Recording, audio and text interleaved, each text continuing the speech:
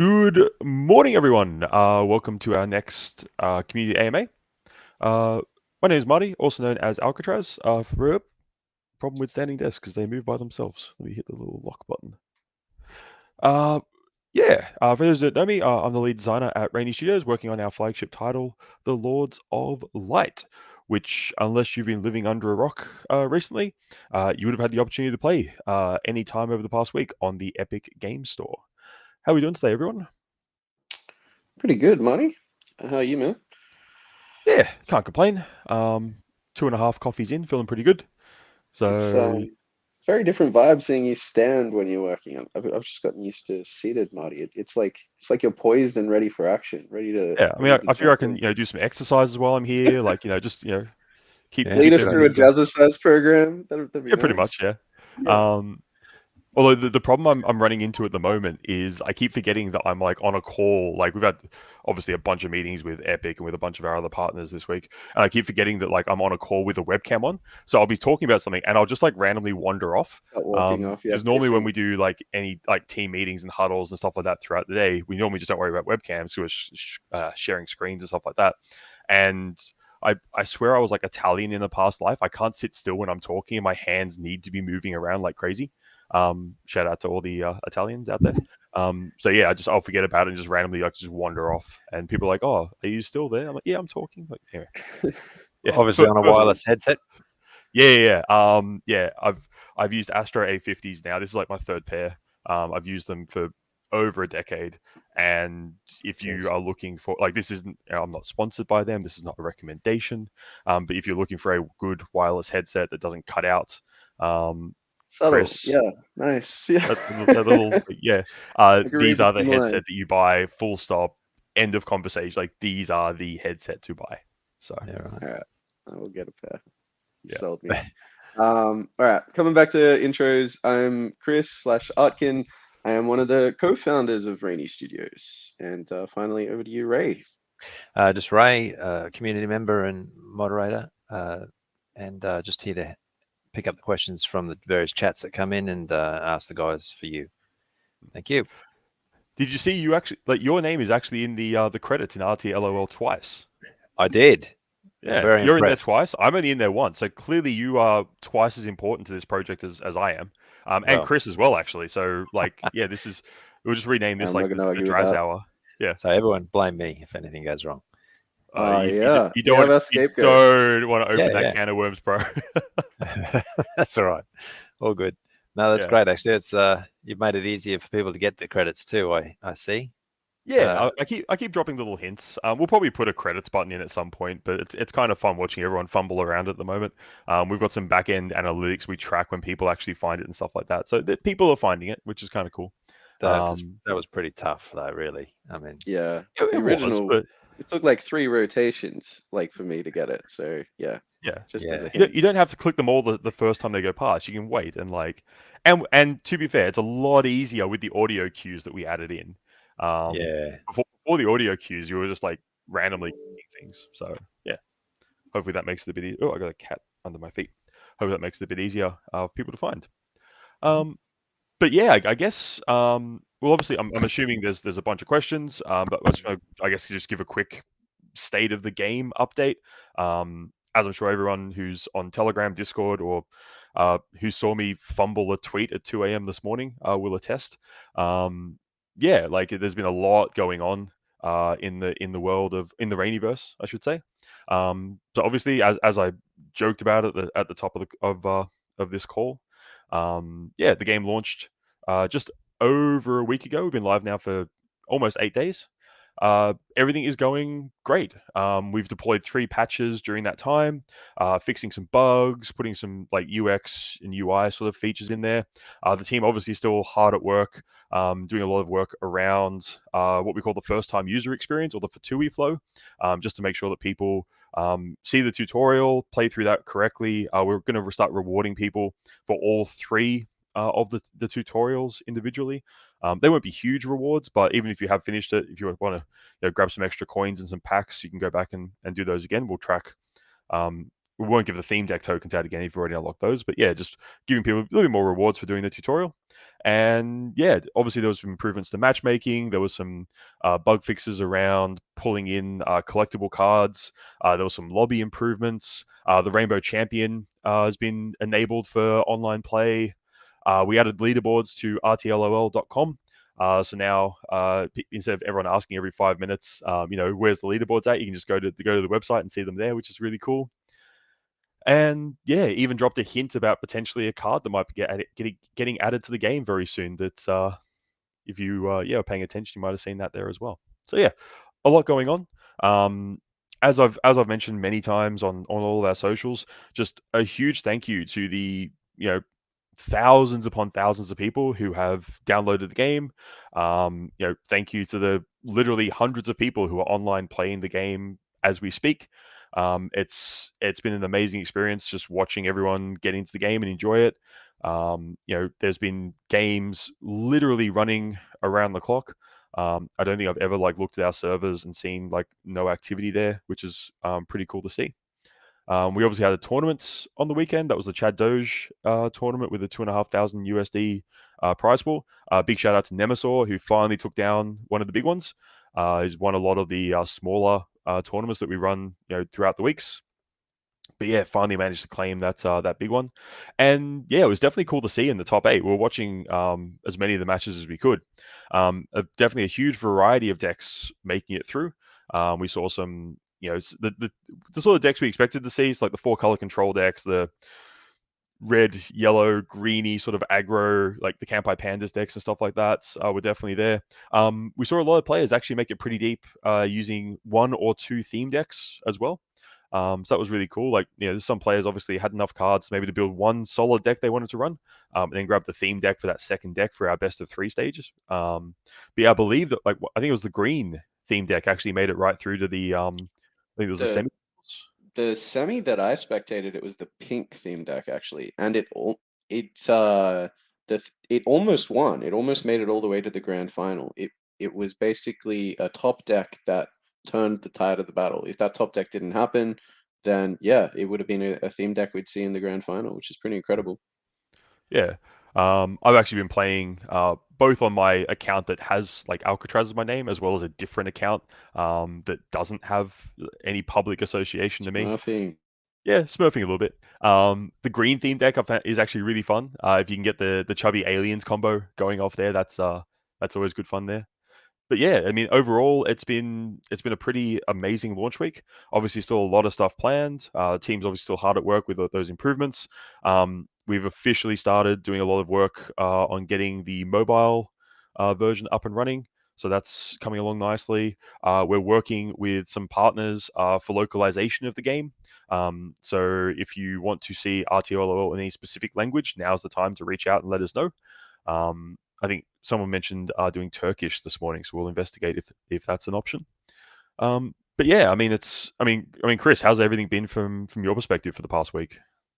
Yeah, it's been awesome. We've been super excited by the level of interest. We're seeing a lot of new players enter the game, and some of them who haven't been around for a while just appear out of nowhere and dominate the leaderboards. Which, if you haven't seen, are now available on RTLOL.com. You don't have to go into the client and see it. They've all been fixed up. Yeah, huge shout out to the team. There were a handful of bugs that popped up, but they were addressed with lightning fast response time. So I think we did a couple of patches last week. We've already done one, and it's only day 2 of this week. We're being very mindful of just making sure we're optimizing the game experience as quickly as possible. But I think there were no catastrophic bugs. It's been a really smooth experience all round, and it was good to put the new build to the test over the weekend with one of our official tournaments and just see everything live in action. Especially because it's the first one where you actually had to own the card. So I was really curious to see, yeah, what sort of differences in decks we'd see. It was cool to see some of the foils getting rocked as well, the holographic effect on the collector cards. Yeah, as a little bit of a flex in the games. But yeah, I was really happy with and impressed by the diversity of decks that we saw on the weekend. And even the grand final being won by a combination of a control deck plus an aggro deck, all signs of a pretty healthy meta. Yeah, absolutely. And the great thing there is, I mean, we are planning on some minor tweaks maybe going into season one. There were still the teams testing and doing some design work on that at the moment. But yeah, it looks like this will pretty much be the meta as we head into our next major set. So when formations drops later on this year, that will be the big shakeup, obviously. But yeah, the game's in a really good spot at the moment, which is always great to see. Um, I'd also love to give a shout out to Telby66, who was the first player to pass 200 quick match games on the leaderboards. So yeah, there's a lot of players who have passed 100 games.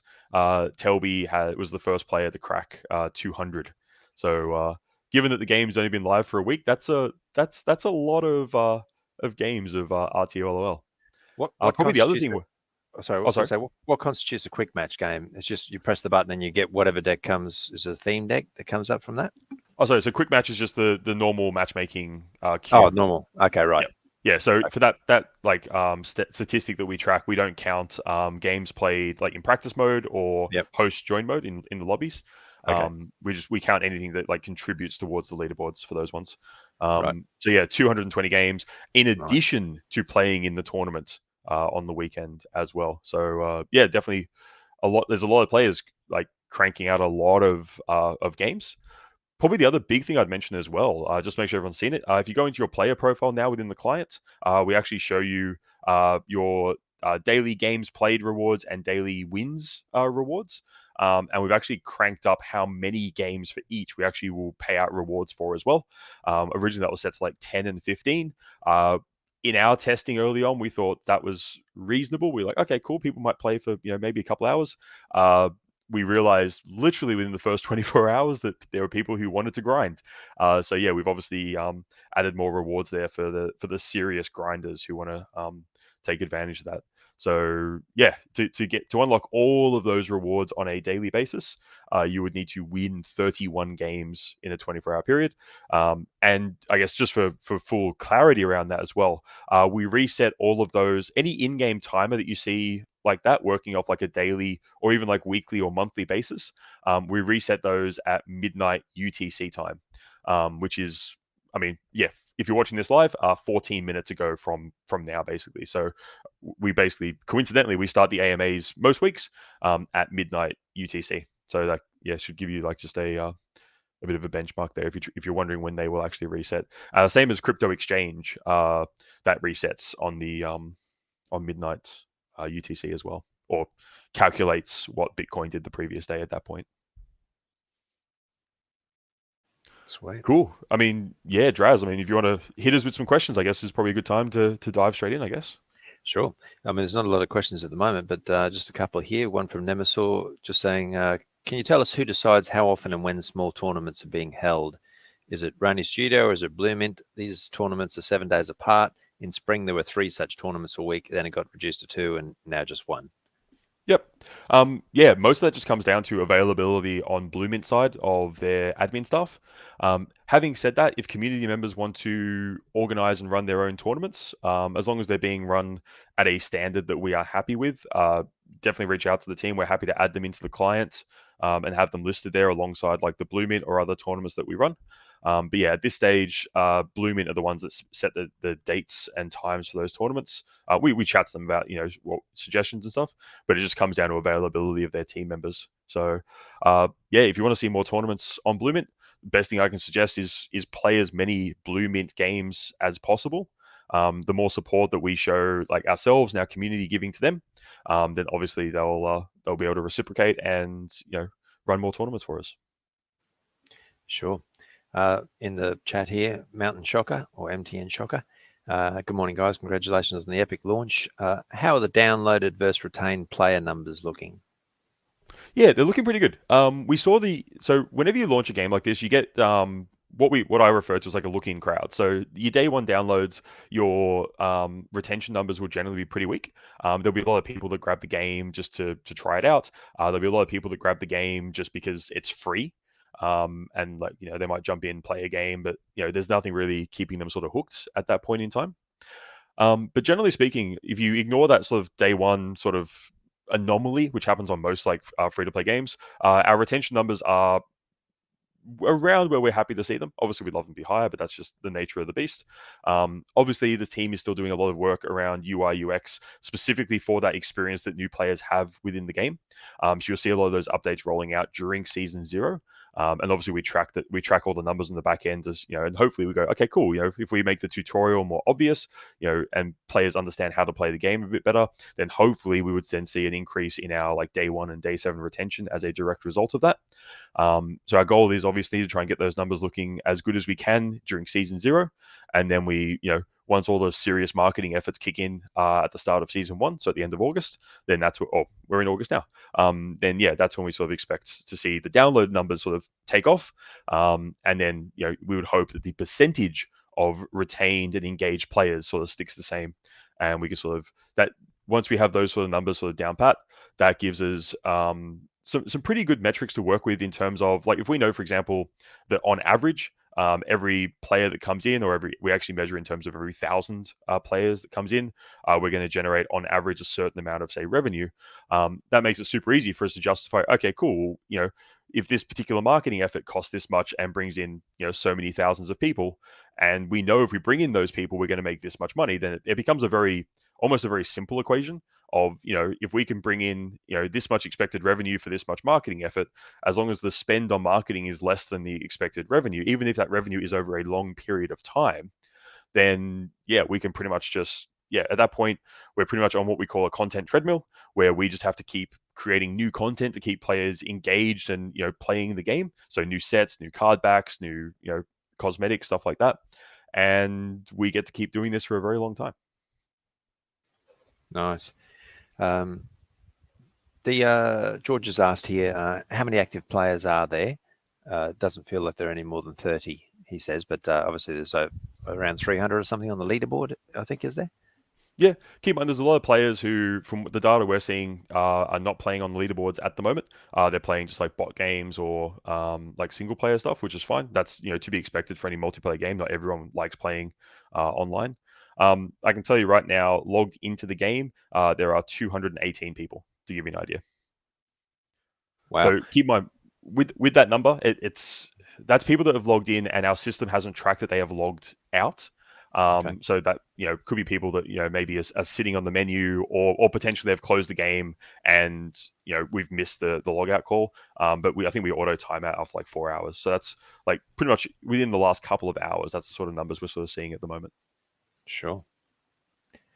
With the World Championship that's coming up in September, obviously that, I was just thinking about it the other day. It seems it's very close to obviously the launch in August and things like that. Is that enough time for is that enough time for enough people to be there to get the hype you need, or are you using the World Championship as part of the marketing hype to generate the numbers that you need?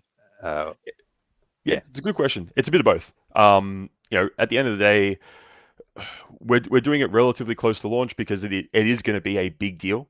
This is going to be a series of tournaments running throughout September, culminating in crowning the first RTLOL World Champion. Doing it at launch feels like it's the right time for it. It feels like the game is, a lot of people have been helping us with testing through alpha and beta, but it feels like the right time to sort of do this. And I mean, we're also confident that the game is in the right place as well. Like, we ran the Chad Doge Tournament over the weekend. Everything went, relatively smooth. There was a few little minor hiccups, but we can smooth those out between now and September. And honestly, given the fact that it's going to be, tying in very closely with the full launch, tying in very closely with a lot of the work we're doing with partners and influencers around that sort of launch window, honestly, it feels like a really great time for us to just throw together and run a huge celebration of the game that we've spent the last several years building. Our partners that we're working with, so huge shout out to Merit Circle, who's helping us bring this all together and make this happen. And obviously another big shout out to Pentoshi, who's going to be one of the big name sponsors for this event, or series of events, I should say. Like everything sort of is lining up really nicely for this being just a huge month for the game. And making a big spectacle out of crowning our first world champion, holding a bunch of different events over that month, designed for different player groups as well. Just honestly, it feels like the right way to kick off season 1 of RTLOL. Yeah, fantastic. And for those that are early, never a better chance to become a world champion. Exactly. Really, I mean, fantastic. Yeah, I mean, yeah, we could do it, in a year's time or something, but honestly, we're going to do it again in a year's time anyway. So let's just do it now. Let's, give out a bunch of prize money. Let's, run a bunch of tournaments. So we're still locking down the exact details, and we'll obviously work closely with Blue Mint to make this all happen. Big shout out to James, who's been a huge help for us on the tournament side of things, right from back in the WebGL days of RTLOL for any OGs that remember the WebGL builds and the black screen of death and all the fun stuff that we used to have back then. But yeah, we're looking at doing a variety of tournaments. Each tournament will have, again, they'll all be free to enter if you meet the eligibility requirements. So we're looking, for example, at doing a theme deck only tournament. So you would obviously need to own 2 theme decks for that. We're looking at doing a tournament focus on collectible card ownership. So you'll need to own some collectible cards to compete in that one. We're still working out the exact details with that specific tournament of how many, say, common and uncommon cards from Tempest you'll be allowed to use, and base cards and such. But yeah, I'm literally like, that was yesterday, and today was putting this all together, along with the Player of the Year race that we're organizing there as well, which will kick off from the start of season 1. So yeah, definitely, like I said, if you're into digital trading card games, there is, regardless of if you own collectible cards or not, regardless of if you've played the Lords of Light before, there is just never going to be a better time to get involved and yeah, learn the game and yeah, have some fun while you're at it. A great event, I suppose, to really push with the marketing, as you said, with the guys that you got on board there. Do you know of any other crypto projects that have run a world championship so far? I believe Axie did something along those lines. I'm not sure if it was actually like a world championship as such. I know they have held like a lot of official events, not so much lately, but we're talking back in like the 2020, 2021, the era of crypto, basically. I believe a lot of those were actually won by Morpheus, who obviously we announced sometime recently. Big shout out to Morpheus. Sorry, there's been a lot going on. We're going to be working with them around launch as well. They're huge in the Axie space. They're one of the largest gaming guilds in the world, and yeah, definitely have a very dominating presence throughout the Southeast Asia region. So yeah, their communities are really excited to get in. Actually, there's actually a fair few of their community already playing, but yeah, they're definitely keen to do some stuff with us around that as well. But yeah, I think Axie is probably the only one off the top of my head I can think of that's actually put together. Chris, I can see from your eyes you're googling at the moment. Yeah. I can see the World Championship for Axie, but I don't know of any other crypto GameFi projects that have done it. To be honest, there haven't been a lot of fully fleshed out crypto games that have launched yet. There's some in development, but that's just ongoing. So yeah, I think we'll be one of the first ones. Yeah, I think it's massive.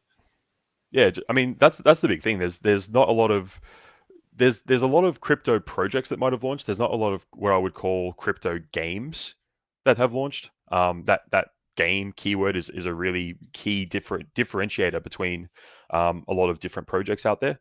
And there's projects for everyone. Different projects have different goals. Our goal is to make a really fun digital trading card game, and to the best of my knowledge, we've got to be one of the first ones to be launched on a major storefront. And right from the start, we haven't done, not to name names or anything, but we're not making a big deal out of closed betas. We're not making a big deal out of like gatekeeping behind founders tokens or all those sort of things. Like, we want to open the floodgates. Like, we want as many people as possible to try the game.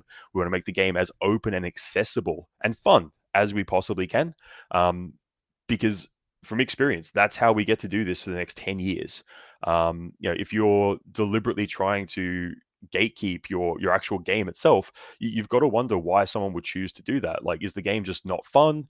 Are their servers not able to stand up to that? There's a lot of little things we've done along the way as well. Like, we made a very conscious decision right back at the very start, that we did not want to have regional based dedicated servers or regional based leaderboards. From day one, the Lords of Light has been a global title. You could be sitting in a hotel room in San Francisco, and you could play against someone who's, well, a really great example. When we were flying over to GDC earlier this year, I was playing games against some of our community members when I was 20,000 feet in the air over Fiji. And again, we've put all that time and effort into making sure we've got just rock solid networking and server infrastructure to make that work. It's hard enough running an online multiplayer game when people are sitting in the same room as each other. Having a game that can literally work 20,000 feet in the air in a commercial, airliner, is on a completely different scale. And yeah, we've done that. Like I said, we've put that hard work in the past 2 years, and now is when we get to really reap the benefits. Where we'll have some of our competitors who might be just struggling to keep their servers online. We're going to run world championships. We're going to run player of the year competitions. We're going to release new sets at increasing frequency compared to our competitors. We're going to do balance updates. We're going to, this is where the fun begins. Sure. And yeah, it's this is the cool part of working on a live ops game.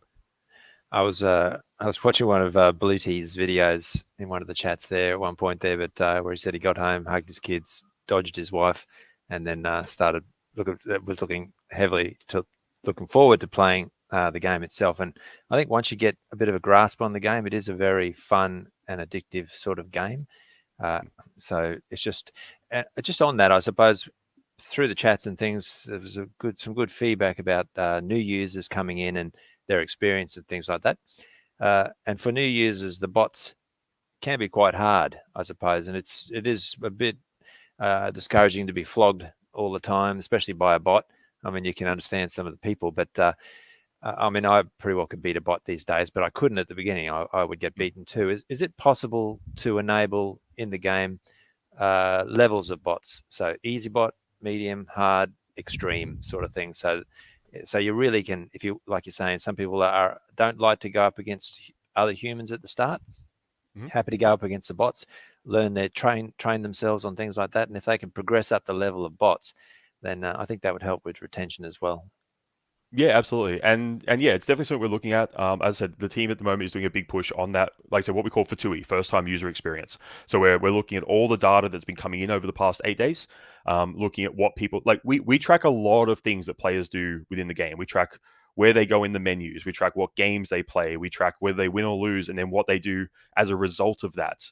We're tracking, do they go into the store and, sit there for a while? Like we track a lot of data on the back end, and we use that to sort of, work on, user experience updates. So there's a big push around that at the moment. And yeah, definitely bots are on the list of things we want to improve for the experience.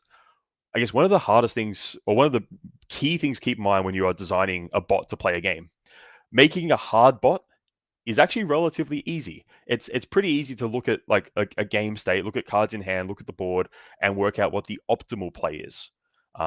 Computers can do that pretty easily. Telling a computer to occasionally do the second best play or the third best play is actually really hard. Because especially in a game like RTLOL, like once you start going away from whatever the optimal play might be, you actually end up with, in almost infinite combinations of ways to play out even just a single turn, right down to, the order that you play things can have an effect. It's easy to tell a bot, okay, if you've got, say, a Blaze Dog in hand, you play all your other minions first, then play the Blaze Dog. Like that should be the last minion to play. But yeah, having bots that don't play perfectly is actually, and still feeling fun to play against. Because the other end of the scale is you make a bot that just does completely random actions, and that's generally not fun either, because a random bot is just going to I don't know, energy blast its own minions, or do things that like if it's on 5 health, it might play a crypto ban, like those sort of things. So yeah, we definitely are looking at a lot of things there. And yeah, the good thing as well, the way that our bots are set up, a lot of those values and the way that they are trained and the way that they make decisions, a lot of that data is actually stored on our back end. It's not actually baked into the client or the server itself. So it actually does make it really easy for us to look at the results of various games, and then tweak them accordingly. And then we've also got the ability to go in and like hard set certain bot behaviors. So, for example, a bot that is on the draw, so who's playing second, will generally always stake the rainbow recharge that you get in your hand on turn 2. And the bot will look at the board state, and if there's an obvious, your opponent's on 10 and you've got an Elon, in play, it'll just swing for the face. Like there's some things that we've sort of hard coded the bot should do. And then there's also we've got a little, I think it's like a 1% chance whenever the bot makes a decision, to basically just go loopy and just make a random decision at that point in time. So it's definitely something we're iterating on. And our goal is to basically end up with a bot that looks and feels as human as possible. And once we've got that, then tweaking the difficulty at various points in time.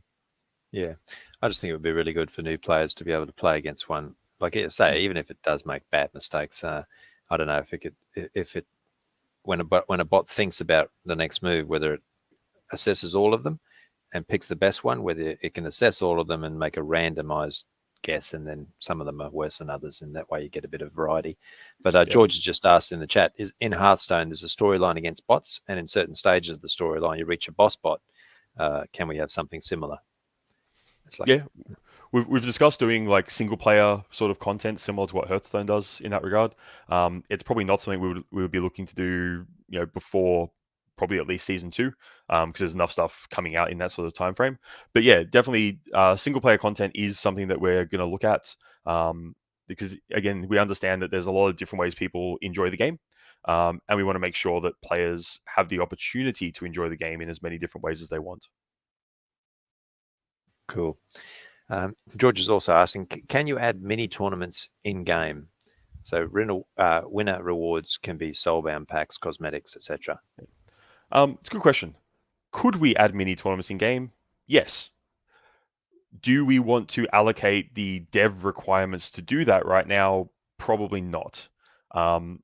Game development, anyone who works in project management will understand where I'm coming from here. Game development is a never-ending battle of juggling all of the resources we have available, and all the things that we would like to do within the game.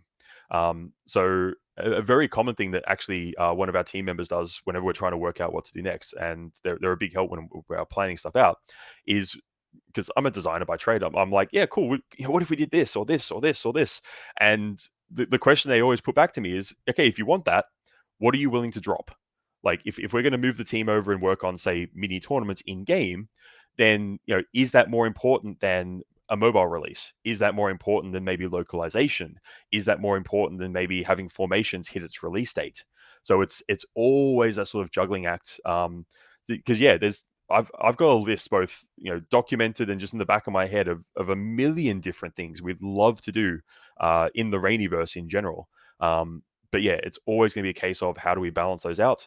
And especially at the moment, we do have like an amazing partner such as Blue Mint who do run tournaments for us. And obviously that's why we put the tournament screen in to link out to their events. It's harder to justify the assigning the developer resources to it when we've already got Blue Mint doing that. One thing we could look at doing is with those tournaments run by Blue Mint, is actually adding more prizes in the form of soulbound base prizes, whether that be coins, lux, unique card backs. There's a lot of cool things we could do there with those tournaments running like with Blue Mint. Actually, that's a great idea. I think because I don't imagine soulbound packs or lux or coins for that matter, or even a theme back of some sort, a theme back maybe matching the tournament you just played or something like that, would be costly at all to the project. There's necessarily not a cost involved in that, but it's a real reward for people playing necessarily. Yeah, absolutely. I mean, there's no direct cost. I mean, literally we can go in the database and I can like just throw things in there. That part's easy. We've also got to keep in mind if we were to hyperinflate some currencies too crazy, it could affect either collectible pack sales or even just normal pack sales as we release new sets. Like if we say started giving out tens of thousands of lux for participating in a tournament, then all of a sudden when formations drops, well, most people are just going to buy enough soulbound packs to unlock the whole set. So the demand for collectible cards at that point might drop off. So we wouldn't really want that to happen. So yeah, even with soulbound items, we still need to sort of balance it out. And there's a variety of ways to do that. Cosmetics are a safer way of rewarding people, especially things like the ultra card backs in the shop at the moment, because you can see if you have a look at them at the moment, there's 2 in there where those card backs will only be available for sale during season 0. If you want them, if you want them on the 29th of August, well, I've got some bad news for you. You will not be able to get them.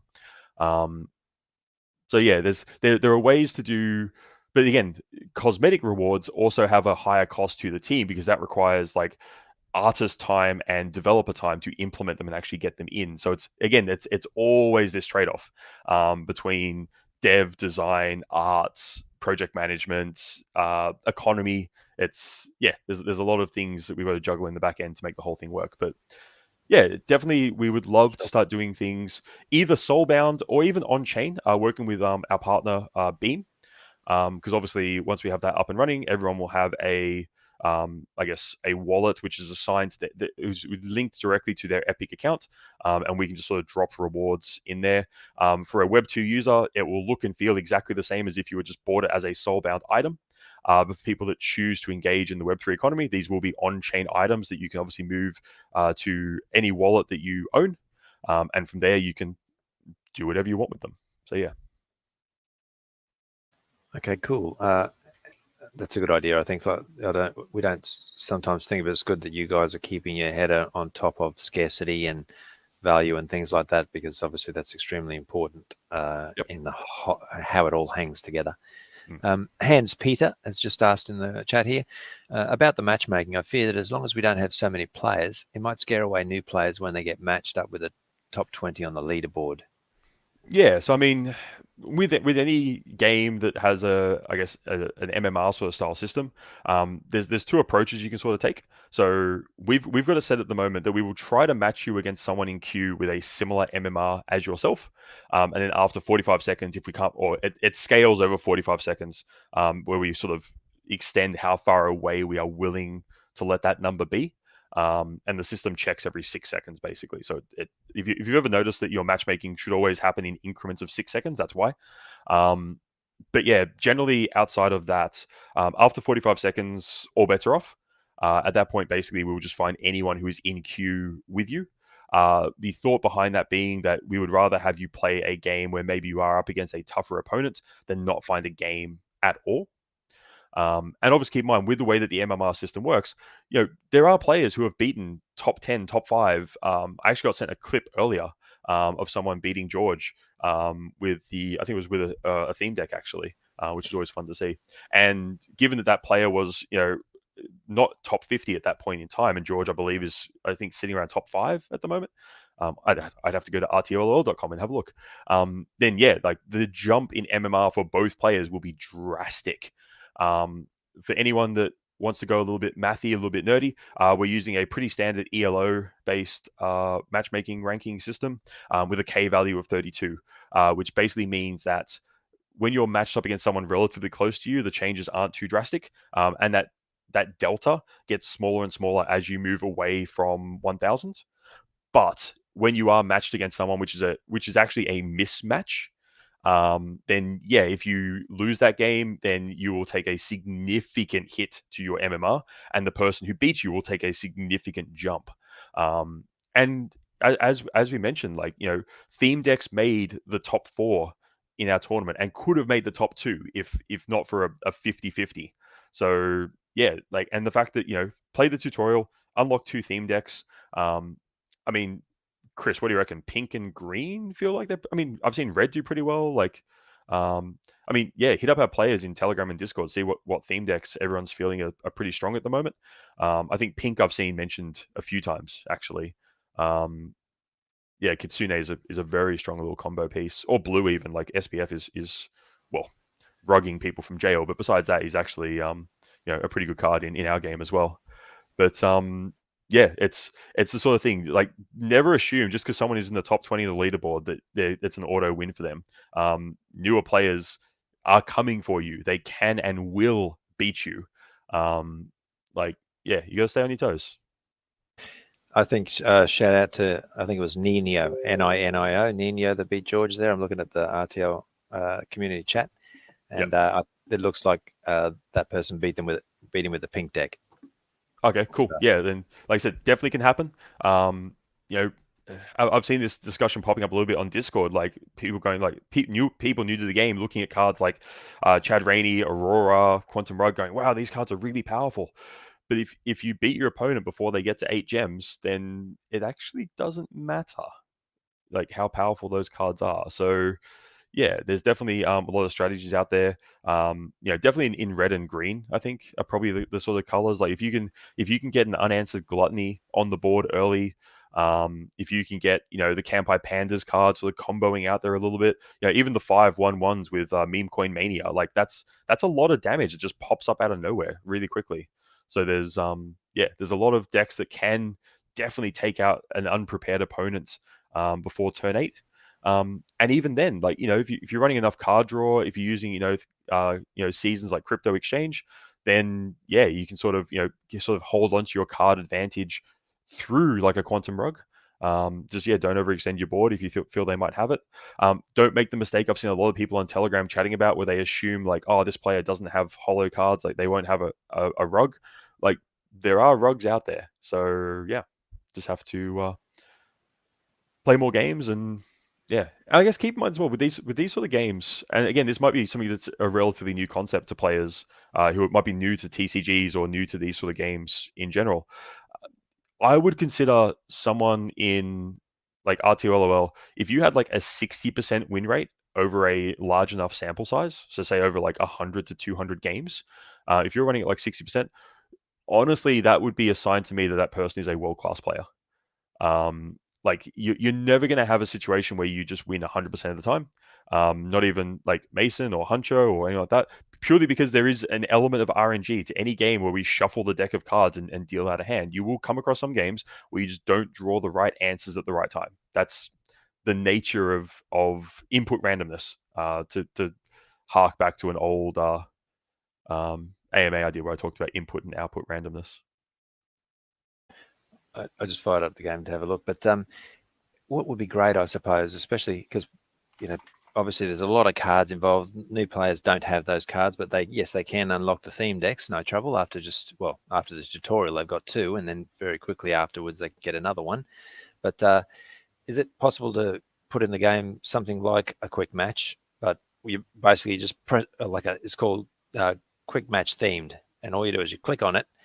It selects a random theme deck of the ones that you own, and then it just plays against someone who's picked the same thing, or with so always themed. It'd be great for the theme deck type tournaments, but because then you know that no one's going to have the super cards. They're just going to have what's in those theme decks. Is that a possibility?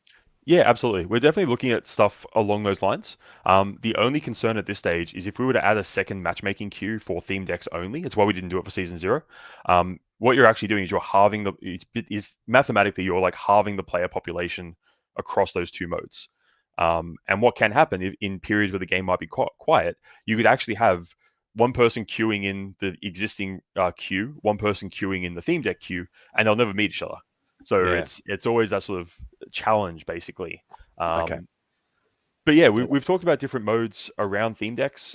We've talked about actually having the ability to test theme decks in an offline capacity. So even before you actually buy them, you can actually go in and test them out, like for a game or two, just to get a feel for it, see if you like them. But yeah, we're definitely looking at that. And yeah, absolutely. Once we have a high enough player population, doing theme deck, like I know we've spoken with Blue Mint about doing theme deck tournaments. Obviously, there's going to be one in the World Championships coming up in September.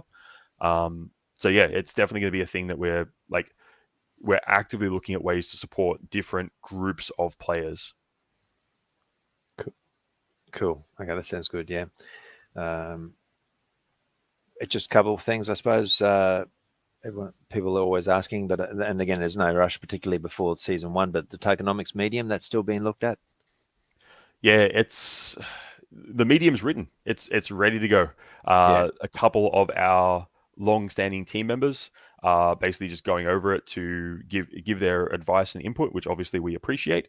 The second they give us the thumbs up, then I literally like the work is I hit the the publish button on Medium. That's literally it. So yeah, it's all ready to go. We're just waiting on basically making sure we get as much advice on that as possible, because obviously with anything that is going to be on chain, and tokenomics obviously relates very heavily to that. Once we hit the go button on that, a lot of that is basically immutable. So we want to make sure that we get it right from day one.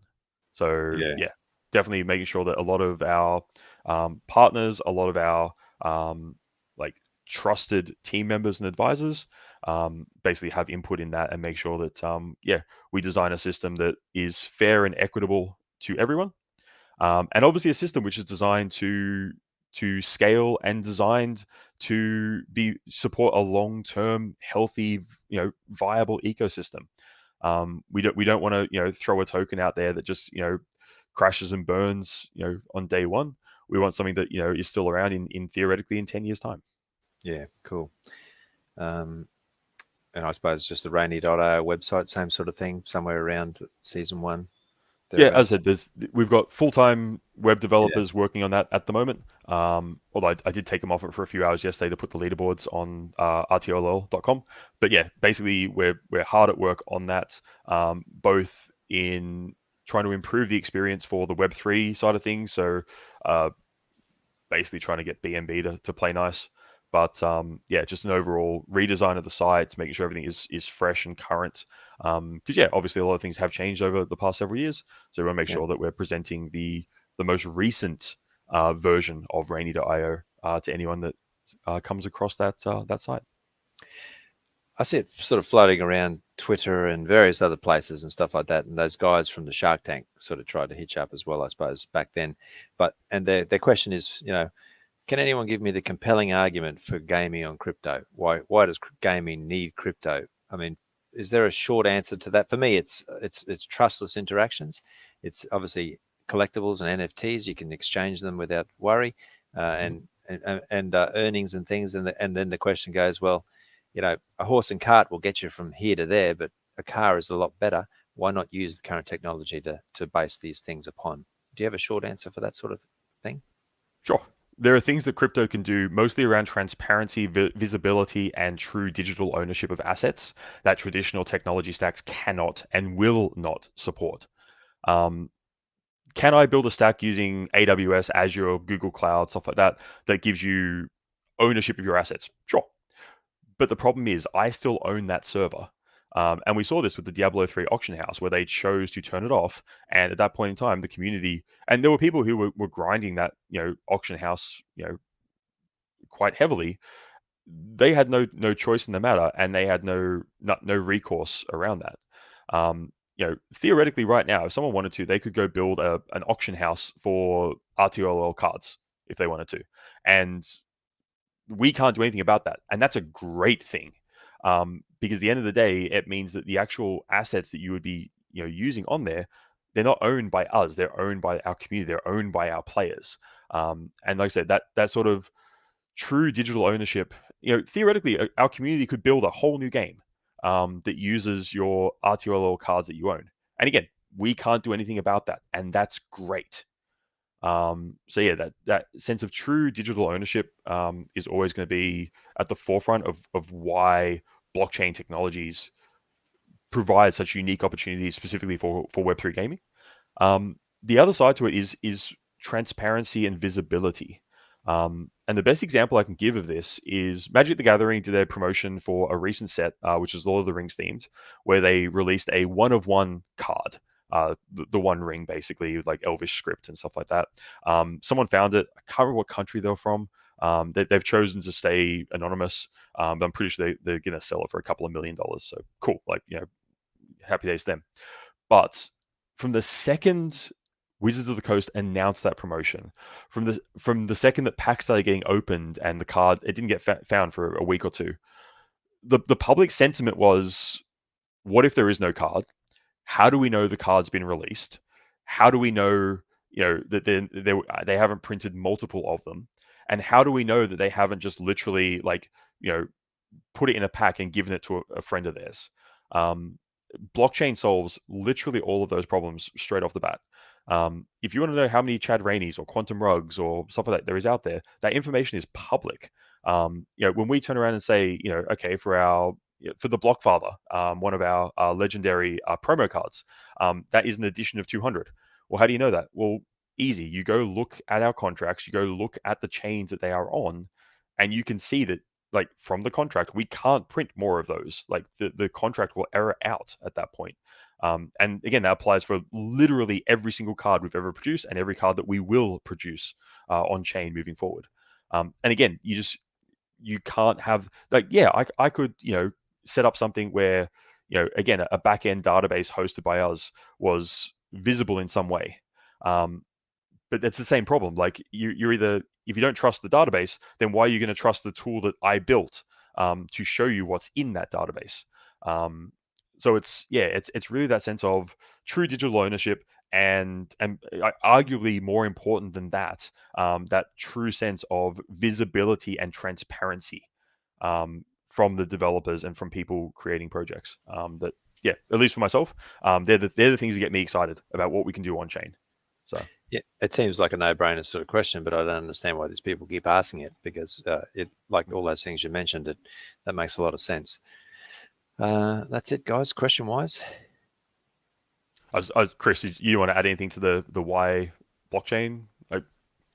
Yeah, no, I think you explained it pretty well. I think the reason there hasn't been a greater level of uptake so far is because while everyone can see the value in these things that Web3 and blockchain technology can bring to the equation, it's just not, they're not making their voices heard as it being important enough yet. So I think it just takes time for more and more people to take the minutes or hours or however long it takes to look into it, understand the benefits, understand that it is in their interest, and then become an advocate.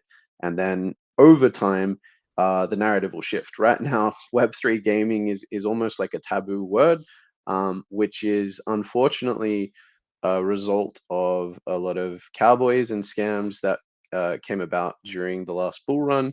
But it's no reflection on the underlying technology or the value that it provides. It's similar to, I guess you could look at the value of Ethereum versus BNB chain, where BNB chain is far from what we could call decentralized or trustless. It's really centrally controlled. But we saw a huge uptake in BNB during the last bull run purely because it was cheap. Like the gas fees on Ethereum were too high. BNB offered a cheap solution, and people were prioritizing not spending money, just the cheap option that was already there over what made most sense in terms of like the utopian ideals or the long-term benefit. What happened there was like a whole bunch of other chains like Avalanche and Beam popped up, which kind of help, yeah, I guess balance those competing interests and offer a more affordable way to use a network and benefit from blockchain technology um, with with some level of decentralization still attached to it. So yeah, I think it's just a matter of time for people to fully understand and appreciate and prioritize the benefits that blockchain brings over just accepting the status quo and the Web2 games that the studios are going to be putting out, because I mean that they have a vested interest in keeping control over everything because they can charge you. Like if you look at the competing trading card games in Web2, a lot of them have disabled trading and sales just so that they can sell you more packs. So they're not going to be the ones who are going to be pushing for everyone to go to blockchain. It needs to be the community who demand it to push them to come to the table. I was, not to cut you off there, Draz. I did a Twitter space was it last week? I can't remember. Recently, I did a Twitter space with the Gaming on Beam team, where we actually answered that specific question and was talking about why Raini Studios has chosen to work very closely with Beam as we move forward into season 1 and beyond. So if you didn't catch that Twitter space, I'll try to link it somewhere. If you just go onto our if you jump onto the Rainy Coin Twitter, you'll see it linked there somewhere. There's been a lot of tweets in the past week, but if you just scroll down a bit, you'll see it. But yeah, definitely check that out because it was very cool to chat with them about specifically, like, obviously moving beyond just the why blockchain question, but also to the why beam question, and hearing about a lot of the things they're working on with some of their partners to make on-chain gaming as easy and seamless for the gamers, for the end users, as traditional Web 2 experiences is such a key requirement for mass adoption of blockchain technology. So yeah, definitely check out that Twitter space if you haven't already. Fantastic answers, guys. I think that's great. Now, that's the beauty, I think, of Rainy, and people who haven't been around for a while, I don't think yet appreciate your team, and the way you approach these things, because I think you're creating the model basically for gaming on the chain. I think you're ahead of the game, it seems, on everything. Onboarding Web 2 users in a way that they don't really even need to integrate with crypto if they don't want to, but in the background's all that trustless NFTs and all that sort of stuff. So at some point, people will realize, I mean, the game is fantastic, without question. So I think I just can't wait till, the mobile version, but also to see when you put your minds to any other games, what you're capable of creating. It's going to be fantastic. And I appreciate your time. Thanks, guys. That's all the questions. Oh, sounds good. Yeah, hopefully everyone's having a good launch week playing the Lords of Light, and yeah, we'll catch you back here same time next week. Have a great week, everyone. Thanks, Cheers, everyone. Thanks, Ray. Thanks, Money. See you guys.